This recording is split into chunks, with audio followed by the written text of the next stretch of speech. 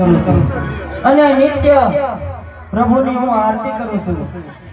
તો અત્યારે મારા પ્રભુની આરતીનો સમય થઈ ગયો છે, તો ચાલ હું શિવશંકર ભોળાનાથની આરતી કરી વાળું।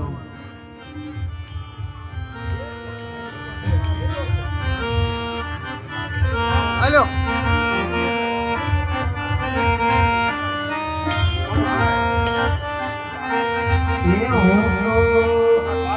आरती उतारू मारा